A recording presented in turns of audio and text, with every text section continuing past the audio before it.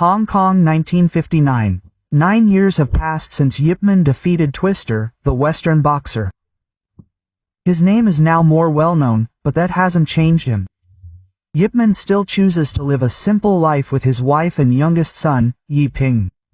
Meanwhile, his eldest son returned to Fosun to continue his education. One morning a teenager arrived. It was Bruce Lee. His gaze was sharp, his steps were steady. He came to collect on his long-held promise to learn Wing Chun, directly from the master.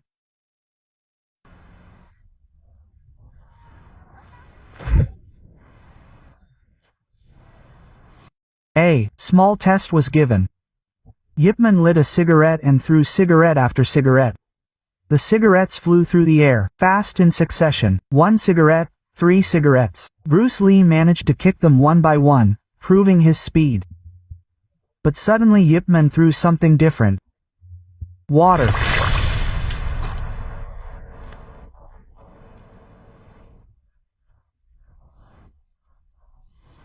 There was silence for a moment. Yip Man just smiled. Without a word, he stood up and opened the door. Bruce Lee was silent, disappointed but did not argue. With heavy steps he walked out. Meanwhile, a small problem arose at elementary school. Yi Ping, Yip Man's youngest son, was involved in a fight with his friend, Seong Fonganong.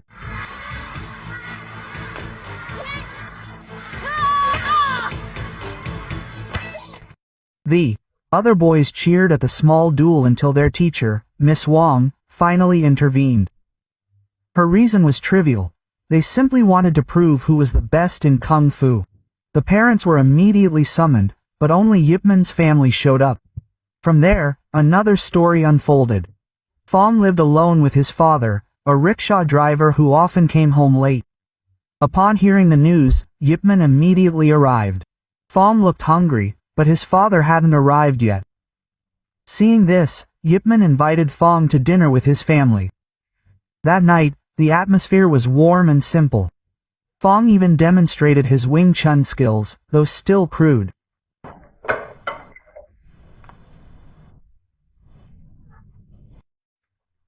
Soon, Cheung Tin-chi, a simple rickshaw driver, arrived.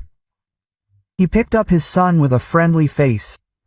But behind that smile lurked envy.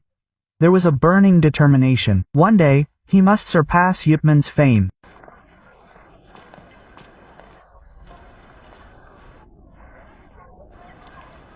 That night, another face of Vinci emerged. He became a paid fighter in an underground arena. Vinci was no ordinary fighter. His Wing Chun moves were almost on par with Yip Man's.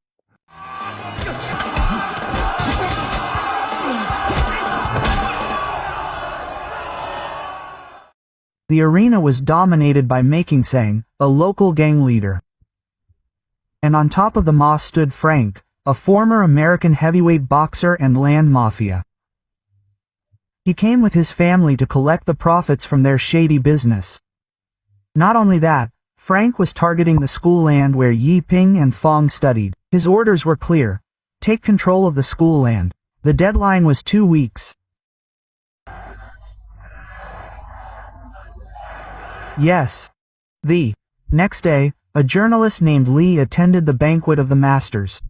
He was full of enthusiasm, so enthusiastic about martial arts.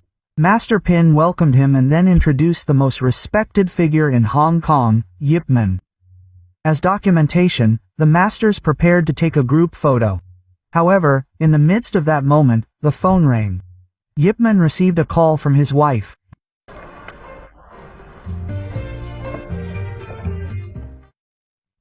From across the street, Wings, who was now pursuing her hobby of dancing, had been waiting for more than an hour in class, and Yip Man wanted to join immediately, but the event was almost over. Instead, he only left a message to pick up their son after school.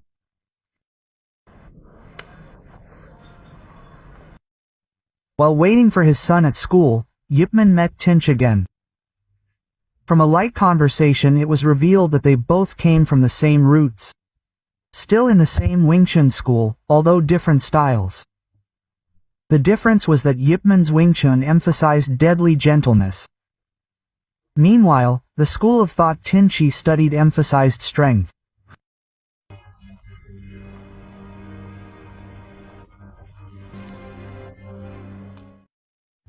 Soon, Putra Yipman left school. As he was about to leave, he noticed suspicious activity. Sure enough, Making, the right-hand man of the property mafia boss, was forcing the principal to sign a land sale deed. The principal refused and became furious.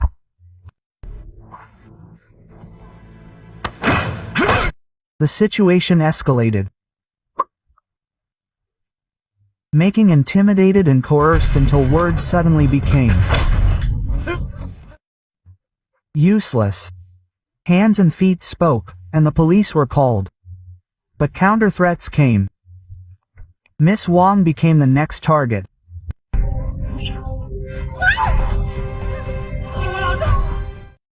For the sake of the teacher's safety, Yipman was forced to give in and release them.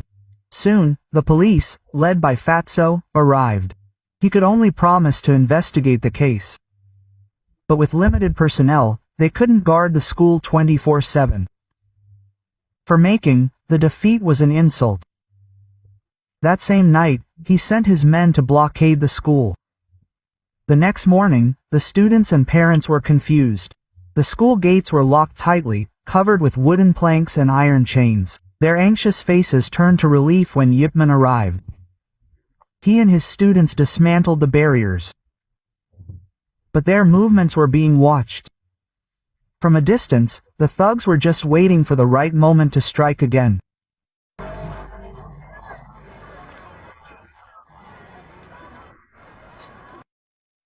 Night fell, and Yipman and his students stood guard in the schoolyard. They were young, full of enthusiasm, but unsure of what awaited them. And sure enough, the wave of attacks came. Dozens of thugs returned, this time, in greater numbers, carrying gasoline. Their intention was clear: to burn the school down. Chaos broke out. A fierce battle ensued. The principal was even kidnapped.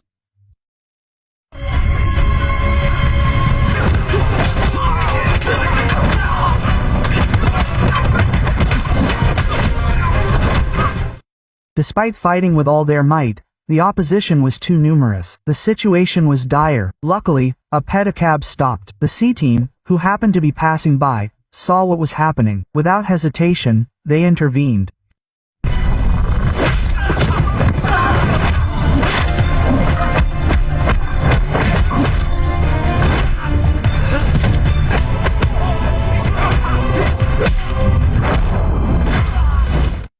Using his harsh version of Wing Chun, Tin-chi dispatched the thugs one by one. The fire was extinguished, and the principal was safe. His actions both shocked and amazed Yipman. The battle was over. Yipman expressed his thanks. Tin-chi simply nodded in a brief salute before disappearing again.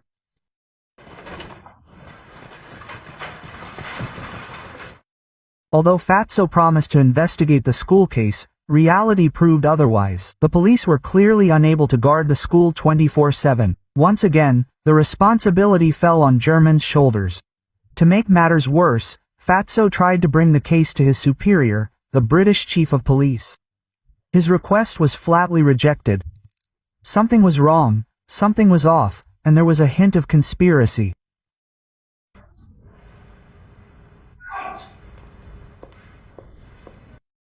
At home, Wingzing suddenly felt a pain in his stomach. He secretly went to the clinic to buy painkillers, a secret he kept to himself.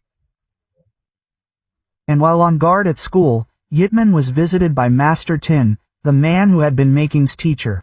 His face was grim, full of disappointment. The criminal acts committed by his former student had tarnished the reputation he had guarded his entire life.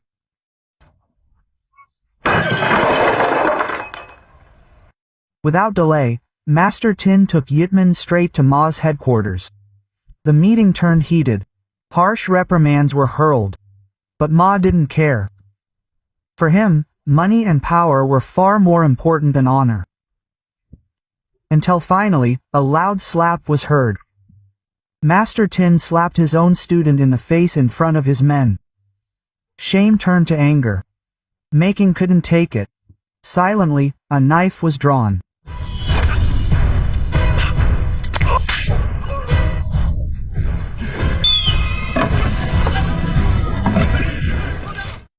A moment later, dozens of thugs surrounded him, ready to attack. Just as things were spiraling out of control, Fatso arrived just in time. His gun drawn, stopping everything. Ma tried to threaten to remind him who owned this place, who was a close friend of the British police chief. But Fatu didn't budge. He didn't care. If he messed around, all his dirty business would be shut down.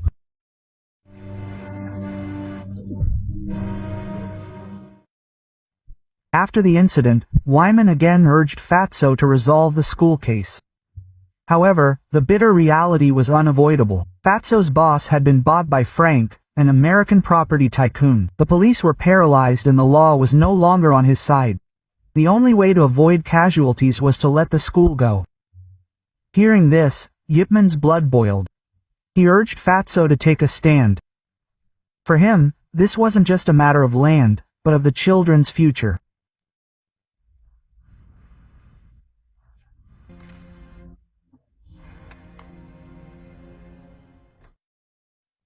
Yipman's days changed with his students. They were like security guards, on duty from morning until late at night protecting the school. His house became deserted. Wings had to shoulder all the housework alone. But another storm came silently. His stomach ache worsened. The painkillers no longer worked. Finally, he went to the doctor.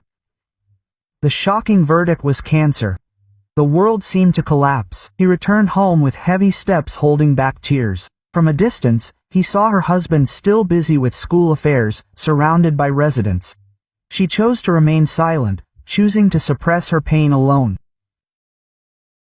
In the underground arena, another fate took a turn. Prince E, the poor street circling, continued to win undefeated. Ma began to target him. He was offered a large sum of money. He was going to beat his former teacher, Master Tin-chi's heart rebelled. He refused. But the threat came. If he refused, he would be thrown out of the arena, which he was forced to accept.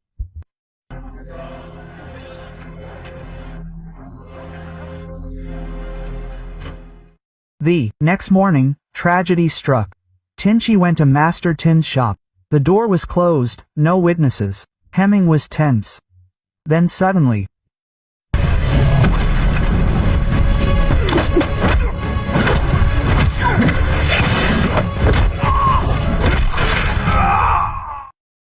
at the same time, Yipman was about to leave for school.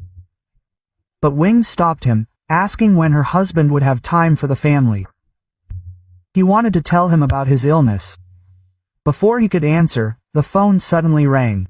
Emergency news. Master Tin was hospitalized. Without hesitation, Yipman immediately rushed there. He didn't know this was a trap.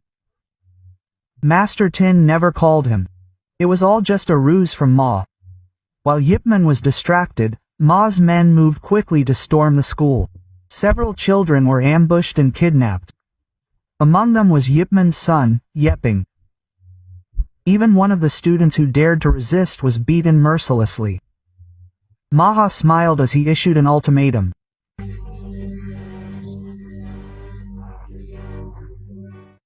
At the hospital, Yipman realized something was wrong.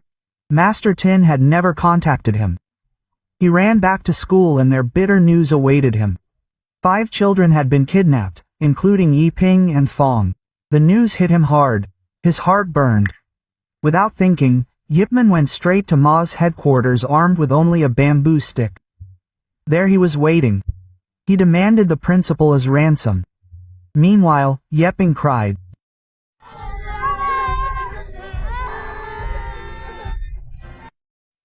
Knowing Yipman's son was in his hands, Ma began to play with him. Yipman immediately pleaded.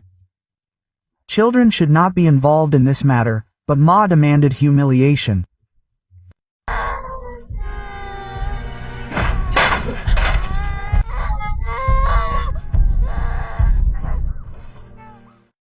Yipman had no choice. For the sake of his son, he was willing to kneel. Suddenly, Pinch appeared. Apparently, his son was also being held hostage.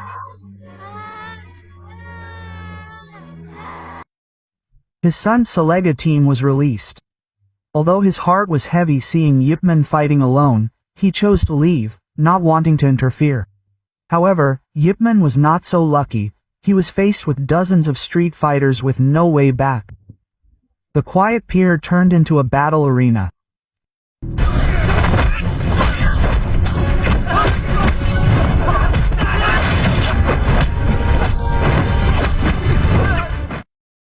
Amid the chaos, Fong could not bear to see his friends still trapped. He begged his father, "Save my friends." Those words hit Tin-chi's heart. He could not take it anymore. Finally, he chose to fight with Yip Man again. Yes.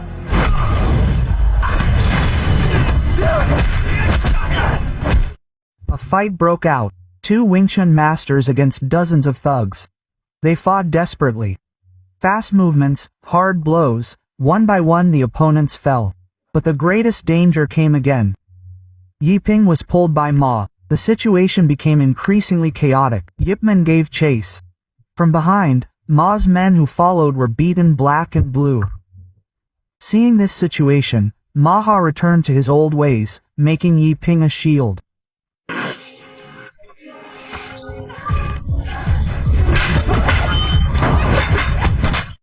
His son's courage became a turning point. The opportunity was enough. He escaped and Yip Man fought to protect him. B.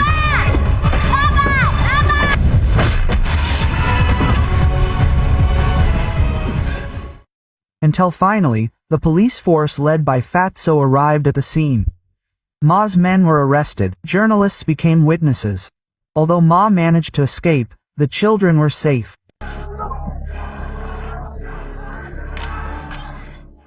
Upon returning home, the atmosphere was even more tense. Wings immediately hugged her son, crying non-stop. Relief turned to anger. She slapped Yip Man, blaming him for letting their child get caught in danger. Yip Man just silently admitted his mistake, but the real storm came with his next sentence. Quing finally revealed the secret he had been keeping. He had cancer.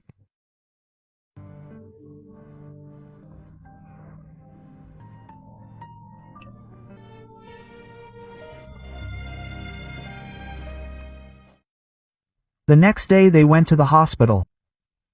The test results were bitter. Advanced stage. Only 6 months remained. The master's world seemed to collapse. From that moment on, Yip Man no longer thought about school, no longer cared about the outside world. He chose to leave everything, only wanting to hold on to the remaining time with his wife.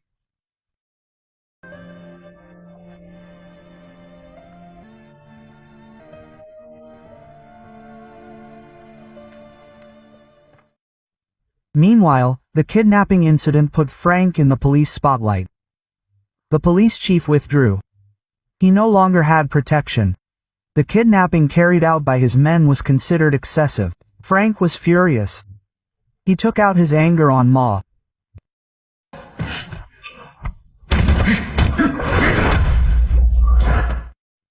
As a replacement, a new fighter was prepared by Muay Thai. His goal was clear: to finish Yip Man off. That day, Yip Man accompanied his wife to buy medicine. They entered the elevator. The doors were about to close. But suddenly someone stopped him. A stranger entered. His movements were suspicious. Yip Man already knew what was about to happen.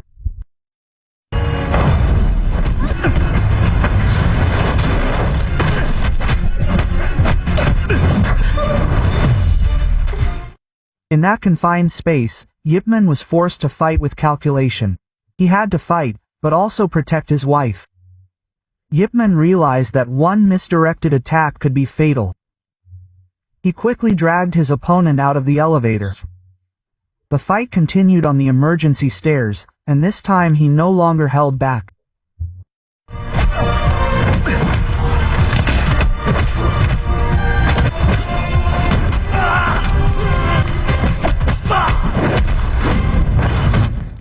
Until finally the Muay Thai fighter's body fell to the ground. Just as Wing Chun arrived on the ground floor, a relieved smile appeared on his face. Despite his weak body, they went home hand in hand. But the grip felt much tighter than before. Not long after, Fatso informed him that the school was now relatively safe, but the threat still lingered. Frank, the big boss and mastermind behind the chaos, wanted to meet Yip Man in person. And this is where Yip Man took a bold step. He chose to approach Frank directly. The tense meeting ended with a challenge. Without further ado, Frank offered a deal. A 3-minute duel. If Yip Man could survive, he promised to stop all his dealings with the school. The clock was set. The fight began.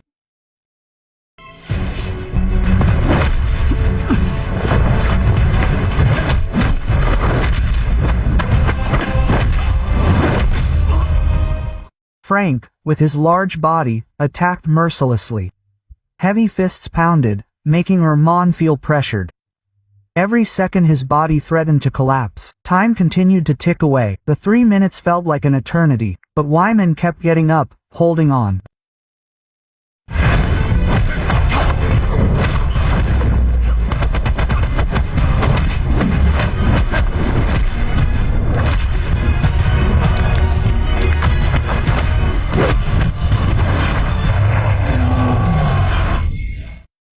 Until finally, the 3 minutes were over, Frank stopped, and Yip Man was still standing.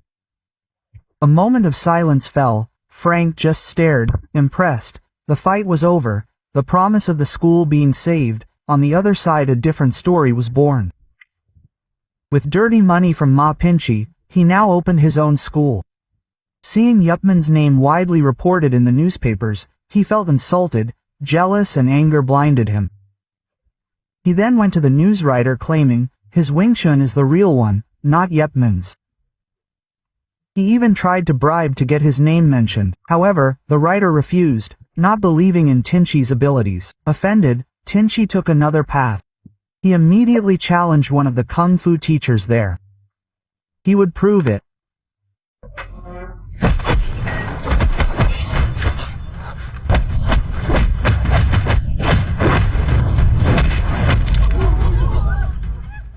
Every duel was recorded, every victory was showcased. One by one he defeated his opponents and every news made his name bigger. Until finally the mayor himself inaugurated his school. Tin-chi's ambition did not stop there. He loudly declared that his Wing Chun was the real one. While Yip Man was not worthy of representing Wing Chun.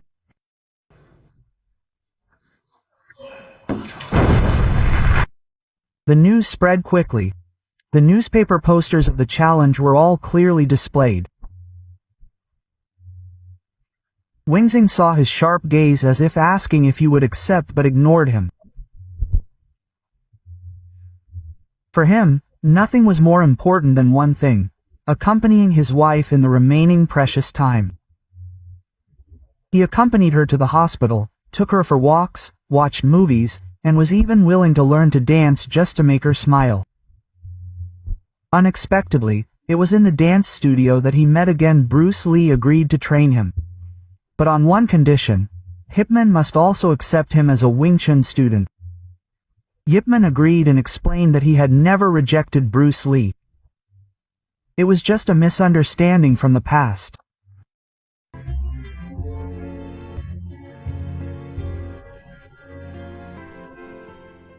The long-awaited day arrived, and the hall of Tin-chi's school was filled with people. It was filled with journalists and masters. Everyone was waiting for the big duel. Tin-chi stood in the middle, confidently awaiting his opponent. But Yip Man never arrived. Instead, he danced with his wife, enjoying a small moment of happiness amidst the storm. Time ran out. The judges finally crowned Tim as a Wing Chun Grand Master. A title that seemed brilliant but empty. Many disagreed, but the victory was still considered valid. Meanwhile, Yip Man was still dancing. Romantic, intimate, as if forgetting the world outside. All the training paid off in that moment until suddenly.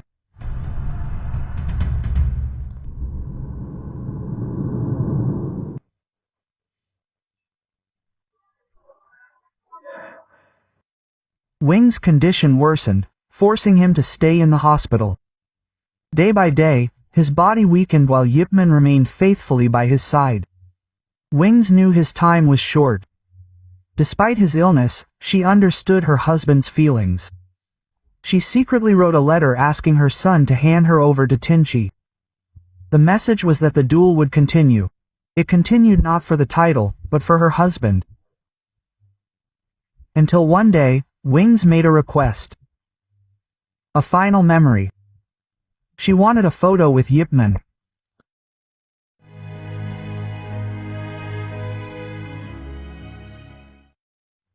After the photo, they returned to the training room, a place that had witnessed the master's long journey. They sat together. Their conversation was short but meaningful. Wingzing spoke from her heart. She expressed how happy she was to live with Yip Man. For her, he was a kung fu warrior, but also a family warrior. Wings didn't want to see her husband have any regrets. She knew that if not for his illness, Yip Man would have accepted the challenge.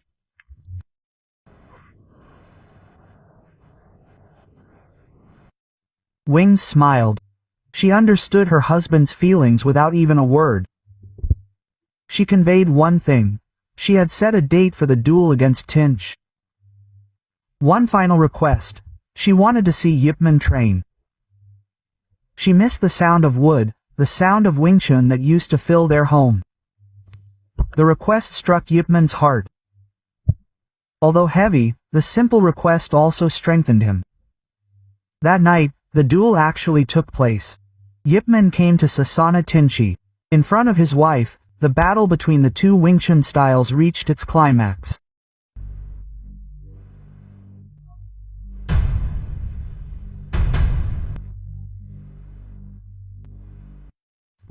First, it began with wooden sticks. Without a word, the duel began.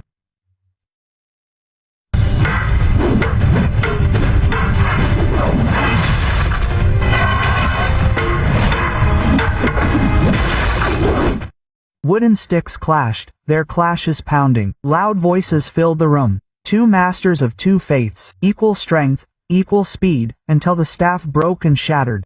The crack signaled the next round. Two swords were raised.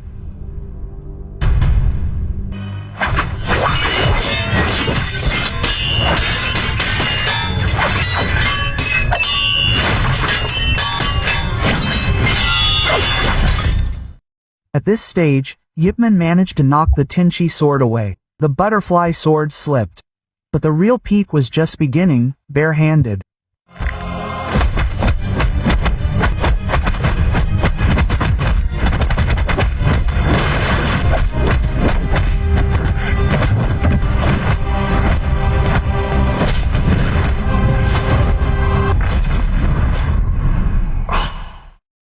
Yip Man almost lost his way. But with sharp hearing and pure instinct, he held on.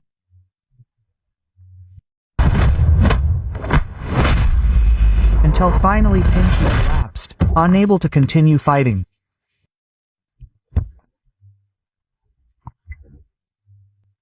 He admitted defeat and destroyed his Wing Chun Grand Master board. That was when Yip Man reminded him that titles weren't everything. What mattered was the person you love. From the outside, his wife could only smile. A farewell smile. Because not long after, 1960 marked the end of their love story. Wingzing finally passed away from cancer. Yip Man was devastated, but he accepted it because he had kept the most important promise in his life, to accompany the woman he loved until the end. But from there was born a legacy that never faded. Wing Chun transcended borders from the streets of Hong Kong and finally, to the entire world.